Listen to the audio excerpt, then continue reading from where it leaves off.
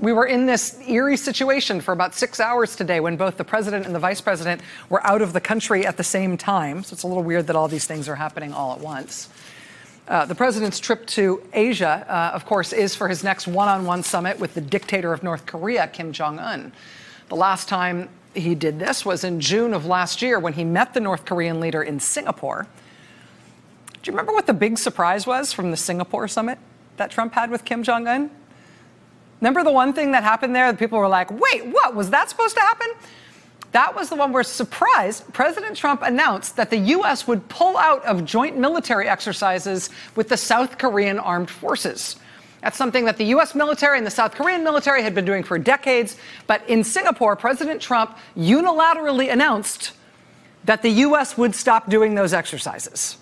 And that announcement in Singapore was a surprise at the time. It also just appeared to be sort of a gift, a unilateral concession to North Korea, in exchange for which the president got nothing from them. You might have seen headlines in recent days as he heads off to this next summit that national security officials, including Trump White House officials, are worried that at this next meeting with Kim Jong-un, Trump might again blurt out some sort of spontaneous, one-sided concession. He might just sort of give away the store again in exchange for nothing.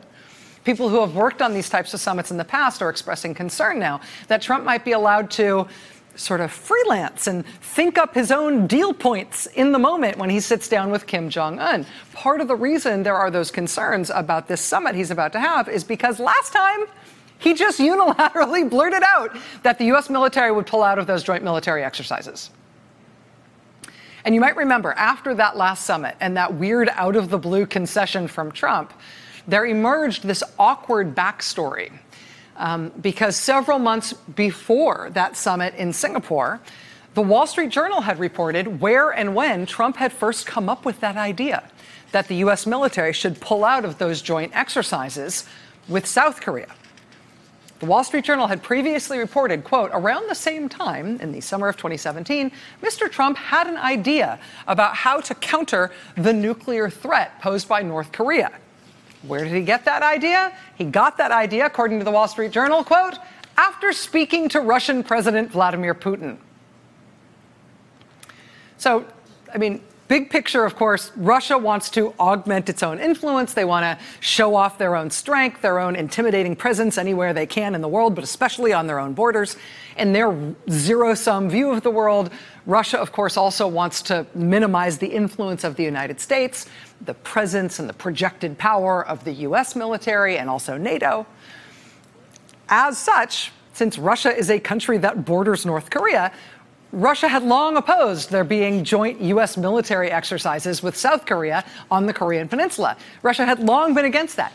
Apparently, in the summer of 2017, Vladimir Putin called up Donald Trump and told Mr. Trump that Russia was against those joint military exercises. And Putin reportedly told Trump that Trump, should be opposed to those exercises too. President Trump got off the phone with Vladimir Putin in the summer of 2017, apparently convinced, and told his White House advisors that as far as he was concerned, Putin was right, and those military exercises should definitely end. That was Trump's big idea for North Korea, a big idea that he got on a phone call with Vladimir Putin.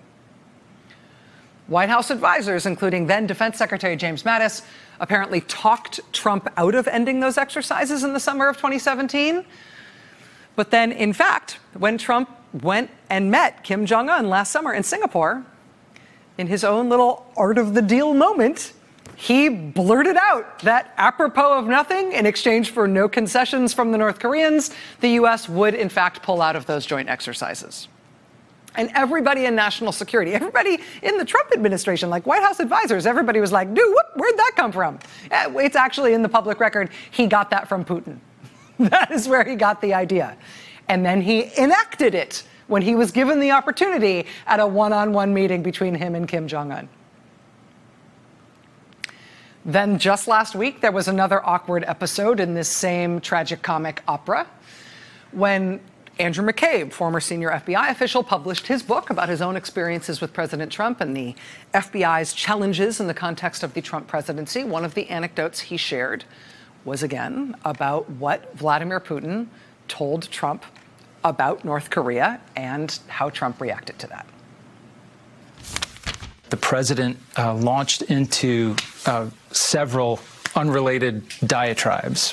One of those was commenting on the recent missile launches by the government of North Korea. And essentially, the president said he did not believe that the North Koreans had the capability to hit us here with ballistic missiles in the United States. And he did not believe that because President Putin had told him they did not. President Putin had told him that the North Koreans don't actually have those missiles. And U.S. intelligence was telling the president what?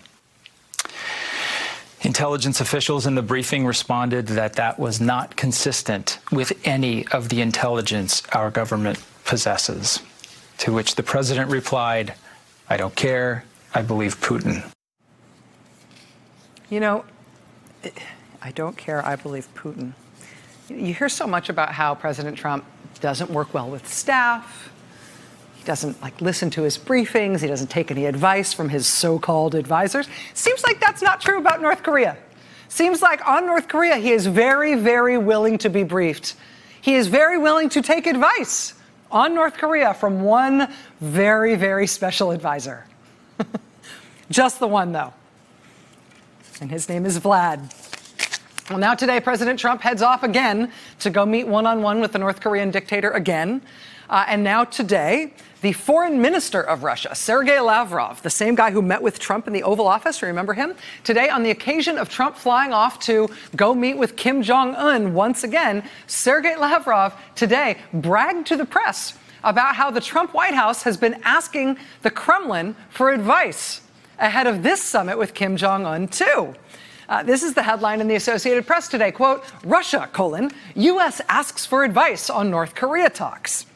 Here's the lead, quote, Russian Foreign Minister Sergei Lavrov says the United States has asked Moscow's advice in dealing with North Korea before the summit between President Donald Trump and the North Korean leader. Quote, in comments carried by Russian news agencies today, Lavrov said, quote, the U.S. is even asking our advice, our views on this or that scenario, on how the summit in Hanoi could pan out. Yeah, I bet. It's worked out so well for them before. I should mention also that the Russian Foreign Minister, Sergei Lavrov, the one who is bragging now about how someone in the Trump administration has been begging for Kremlin advice about what to do with Kim Jong-un at this summit, that same Russian Foreign Minister, Sergei Lavrov, somewhat randomly, also happens to be in Vietnam this week. He happens to be in Hanoi while the Trump-Kim Jong-un summit will be taking place in Hanoi. What's he doing there? Could be just a coincidence. Hanoi is lovely this time of year. High 70s, low 80s, cloudy and thunderstorms all week. So be on your toes over the next few days. That is going to unfold over the next few days. Actually, it's worth noting, it seems like sort of small ball logistical stuff, but a lot of potentially newsworthy stuff that may happen around this summit will actually take place in the middle of the night, U.S. time. We'll have a little cheat sheet later on this hour as to what's going to unfold over the next few days and when. It's a little bit awkward because of the big time difference between here and Vietnam, but it's basically going to make for a real 24-hour news cycle where stuff happens all day long here, in what's expected to be a big week of news. And then when we're supposed to be sleeping, there's going to be more big news happening where the president is, all those time zones away in Vietnam. Don't worry, though, there will be plenty of time to catch up on sleep next year.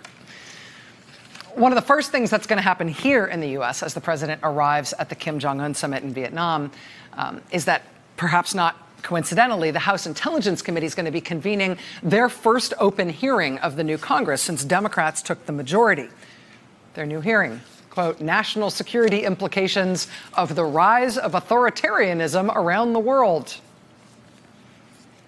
For a president who has praised the North Korean dictator as, quote, very honorable, and has thanked him for his, quote, courage, and who has gushed publicly about how he and the North Korean dictator, quote, fell in love with each other. Those were the president's words.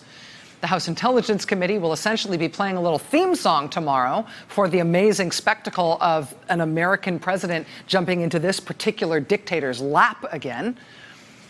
Tomorrow's hearing will be about authoritarianism, the rise of authoritarianism, and also the U.S. response to that. Quote, "The world has witnessed the steady ascendance of authoritarian leaders and illiberal governments in recent years, and the existential challenges these regimes and their underlying ideologies pose to liberal democracies demand our full attention." From Putin's Russia to Xi's China to Duterte's Philippines to Erdogan's Turkey, and even among other NATO allies, there is a global rise of autocracy and a growing appeal of the authoritarian model, which ought to concern every American. Which just has a different resonance when it turns out that not every American has the same take on this issue or the same instinct that authoritarian government has an ick factor when looked at from an American perspective. I mean, when our current president came back from meeting Kim Jong-un in Singapore the last time last summer, he told Fox News upon his return about Kim Jong-un, quote, "He is the head of a country, and I mean he is the strong head. Do not let anyone think anything different. He speaks and his people sit up at attention. I want my people to do the same." I think it is fair to say that it is not an accident that while President Trump is meeting with and undoubtedly effusively praising and offering free stuff to Kim Jong-un tomorrow, House Democrats will be convening a hearing on authoritarian government and its dangers. It is probably also not an accident that tomorrow will also feature that vote in the House of Representatives that is expected to rebuke and potentially block the president from using a declaration of a national emergency in order to get something he wants as a policy that Congress will not agree to. Again, we will have more on that with John Brennan in just a moment. The most interesting thing about that vote tomorrow in the House and then the following vote that will have to happen in the Senate is that those are likely to be bipartisan votes. In addition to those 50-plus former senior national security officials from both parties who wrote that letter condemning that emergency declaration today, there was also a really interesting separate letter from more than 24 former Republican members of Congress and some former Republican senators advising their own Republican colleagues who are currently in Congress that they, too, should vote with Democrats to oppose the president on this, if for nothing else, because it doesn't comport with Republican Party values for a president to do something like this. So this is turning out to be something where there's interesting fault lines, interesting nonpartisan and sort of post-partisan stuff going on there around the president's attempt to use emergency authority to defy Congress. And, of course, it's playing off as he goes off to go have another summit with this dictator who he says he has fallen in love with. Hey there, I'm Chris Hayes from MSNBC. Thanks for watching MSNBC on YouTube. If you want to keep up to date with the videos we're putting out, you can click subscribe just below me or click over on this list to see lots of other great videos.